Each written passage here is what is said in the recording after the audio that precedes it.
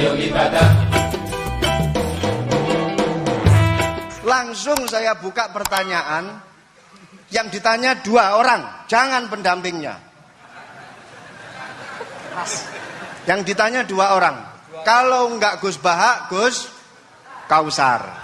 Saya hitung sampai 10, enggak ada pertanyaan, kita tutup dengan doa. 1, 10. Ada yang 2 mawon nggih, pertanyaannya 2. 1, monggo. Yang perempuan, saya ingin yang perempuan, monggo. Sudah 2, silakan.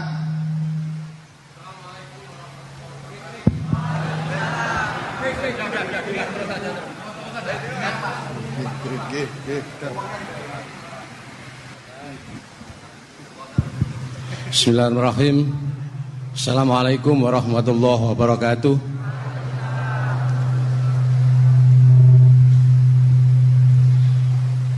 Yang saya ingin tanyakan kepada Gus Baha, saya itu sering ngaji lewat YouTube panjenengan Gus.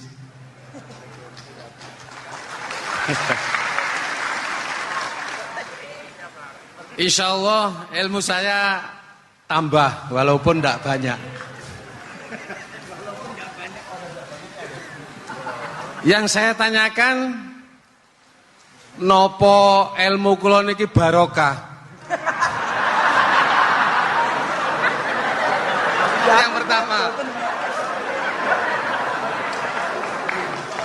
karena saya ngaji lewat YouTube panjenengan, saya tidak izin. Untuk itu hari ini saya izin panjenengan.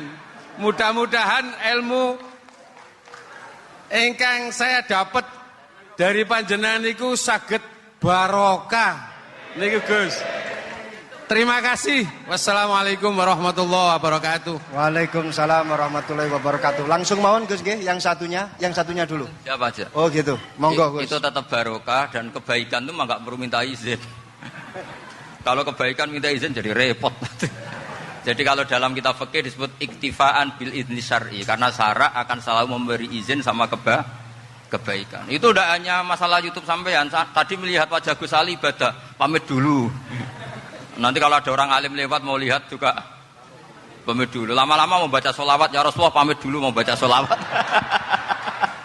Jadi semua kebaikan itu cukup iktifaan bil idzni syar'i. Ya jelas ini ya. Oke, terima kasih. Jangan lupa pulsane tuku dhewe lek ndelok YouTube. Wifi-nya juga jangan nyolong. Harus passwordnya izin kepada yang punya wifi. Baru nanti 100% barokah. Mbak yang belakang bisa berdiri. Yang mau tanya tadi. Ya, silakan. Bismillahirrahmanirrahim. Assalamualaikum warahmatullahi wabarakatuh. Mohon izin Yai Gus, saya di sini mau tanya, selain sebagai pelajar santri, saya juga sebagai seorang mahasiswi di salah satu universitas di Surabaya. Yang saya tanyakan sebagai pemuda milenial, kita semua tahu bagaimana keadaan demokrasi negara Indonesia saat ini. Yang saya tanyakan bentuk dari hubul waton minal iman. Hubul waton di sini, bolehkah saya sebagai seorang mahasiswi menyuarakan pendapat saya, berjuang bentuk ijtihad demi keadilan berupa demonstrasi?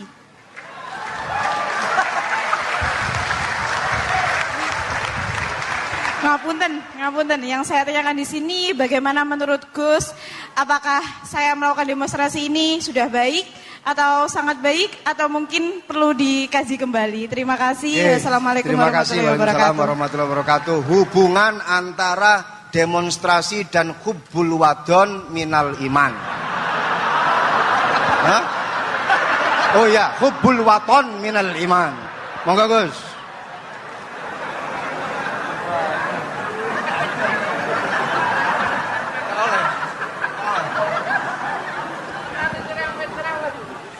Ini benar-benar ahli. Begini kan, demonstrasi itu kan makna pokoknya itu kan apa? Memperlihatkan. Makanya demonstrasi kekuatan maknanya ya show ya, memperlihatkan satu apa? Kekuatan.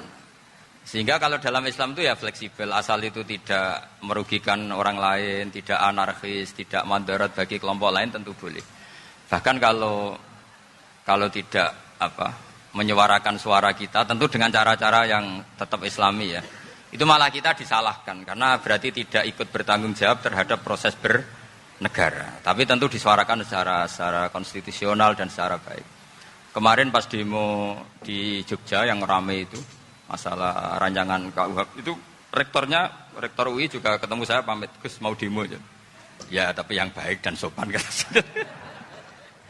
karena begini ya, di Quran itu ada ayat walau la daf'uhin nasa ba'dahum bi ba'dil fasadatil ard. Jadi kekuatan manapun itu harus dikontrol. Tentu kontrol itu macam-macam. Tapi tentu saya ulang lagi, jangan anarkis, jangan melakukan sesuatu yang kontraproduktif. Jadi menurut saya pernah ditanya, Gus kalau pemerintah itu didukung 90% rakyatnya bagus enggak? Ya bagus, berarti presidennya hebat, didukung mayoritas rakyat. Kalau hanya 55 ya bagus, presidennya biar tahu, biar hati-hati karena dipilih separuh lebih sedikit. Gitu. Lah kok bagus semua? Ya emang harapan kita sama Allah semuanya baik semua kata saya gitu. Jadi susahnya apa sih kita melihat sesuatu itu asal agama ini kan gampang, asal tidak maksiat itu baik. Asal gak maksiat itu baik. Makhuyira Rasulullah bina amroini ilakhtaro aisarohuma malam yakun isman. Jadi demo itu bukan, nah kalau demo yang diharamkan sebagian fatwanya ulama tentu yang maknanya yang anarkis. Kalau yang dihalalkan tentu maknanya yang tertib. Itu biasa dalam hukum fikih. Rasulullah ngendikan A, mahmalnya seperti ini. Rasulullah ngendikan B, mahmalnya seperti ini. Karena kadang ngendikanin Nabi cara zahir itu berlawanan. Misalnya Nabi ditanya, amal paling baik apa ya Rasulullah? Nyaur utang gitu. Karena biasa yang ngemplang mungkin yang tanya itu tukang. Tapi kadang Nabi jawab birrul walidain, kadang jawab as-sholat li awwali waktiha. Karena penanyanya ini beda. Cintakon enggak tahu sholat. Gimana? Cintakon enggak tahu sholat. Ya cintakon ora tahu sholat kata beliau. Kan gitu. Jadi ini penting saya utarakan karena zaman Nabi itu ya biasa Nabi misalnya ngendikan sesuatu itu. Terus ada juga sahabat yang memperlihatkan pendapatnya. Tapi tidak niat bantah. Masyhur itu dalam tarikh. Saya beri contoh yang masyhur itu. Nabi pernah sholat duhur itu 2 rakaat. Sebagian riwayat mengatakan asar, tapi yang lebih kuat itu duhur. Setelah 2 rakaat Nabi sholat, itu akabirus sahabat papan atas itu tidak ada yang ngendikan karena mereka sopan semua, tahu etikal. Setelah Nabi pulang sudah dekat pintu, ada sahabat yang berdiri. Ya Rasulullah, aku siroti sholatu amnasita. Ini sholat model kosor, apa engkau lupa? Tapi sahabat yang enggak tanya, ini niatnya malah lebih agak-agak buruk. Baguslah kalau sholat terbaru 2, berarti besok ya 2. Karena pakai teori nasah mansuh, berarti hukum itu pakai yang terbaru. Jadi gayanya enggak tanya, tapi lebih. Sama mungkin yang setuju undang-undang tadi ya tentang rumah tangga, kalau istri enggak mau dikumpuli tetap dipaksa, nanti suaminya bisa dilaporkan ke pengadilan gitu. Saya pasti mikir saya bukan masalah pengadilannya, pasti istrinya cantik. Kalau jelek kan nggak mungkin dipaksa. Ini ketularan ya.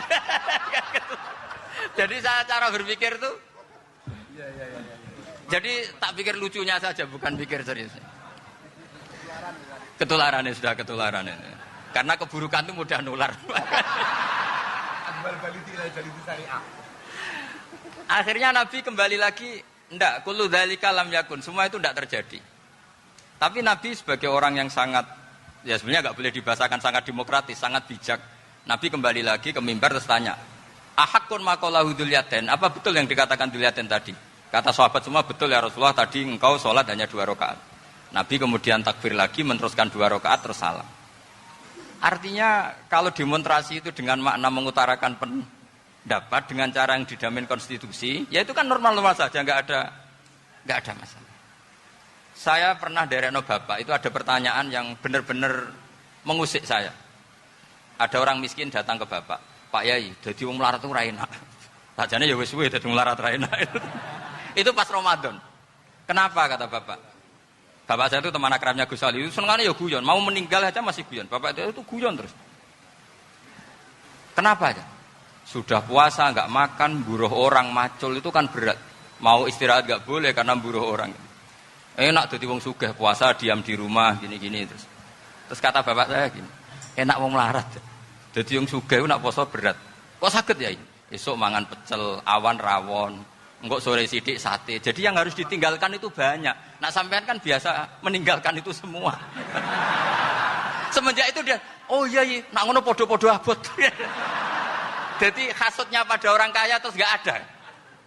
Nah ini pentingnya ilmu, jadi pentingnya pendamping tadi itu. Setelah diberi jelasan, oh matur nuwun ternyata podo-podo abot gitu. Dia nggak tahu susahnya jadi orang kaya. Ya sama seperti tadi, ya saya puasa, kerja gini-gini, bojo sitok elek, terus dari yang bojone 4 cantik semua abot aku. Karena harus ninggalkan 4 yang cantik tadi, yang bisa menghidupkan tadi itu. Itu kan juga demonstrasi, artinya mengutarakan apa yang. Jadi itu saya pikir seperti itu. Ya ini, pokoknya gitu aja ya. Assalamualaikum warahmatullahi wabarakatuh. Waalaikumsalam warahmatullahi wabarakatuh. Tepuk tangan untuk beliau. Kita doakan semoga beliau sehat walafiat, panjang umur, jembar rezeki. Assalamualaikum warahmatullahi wabarakatuh. Bismillahirrahmanirrahim. Allahumma sholli wa sallim ala sayyidina Muhammadin wa ala alihi washabbihi asma'in amma ba'du. Sedanten ingkang kula hormati wabil khusus teman bapak kula Kiai Haji Agus Ali Masyuri. Beberapa kiai yang tanpa ngurangi rasa hormat, saya hormati semua. Ini ada beberapa Gus. Ini saya ngaji insyaallah 1/4 jam. 1/4 jam nanti yang menghisap Gus Kausar berapa Gus? 10 menit. 10 menit. Begini, sebetulnya saya membela semua umat Islam itu ahlul jannah. Karena saya ini ibarat marketing. Kalau orang Kristiani itu kan setiap orang mati sudah tenang bersama Bapak di surga. Jadi kampanye itu menarik sekali.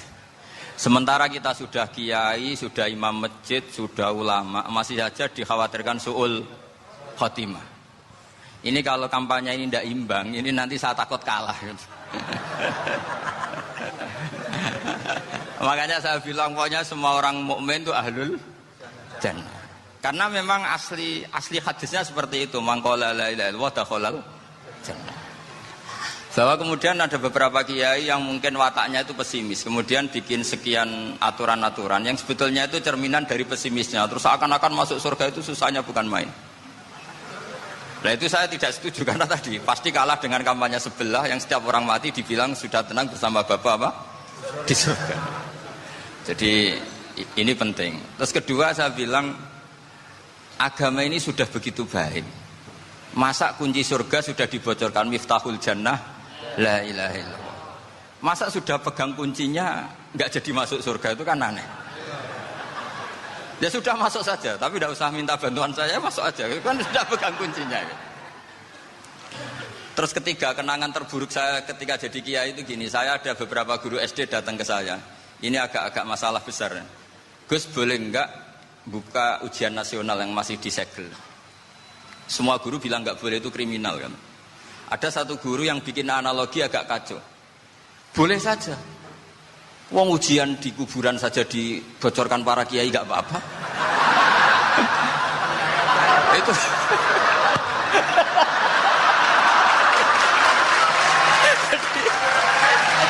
tapi ini kriminal ya. Perhatian kepada kiai, nggak boleh memukul pemateri.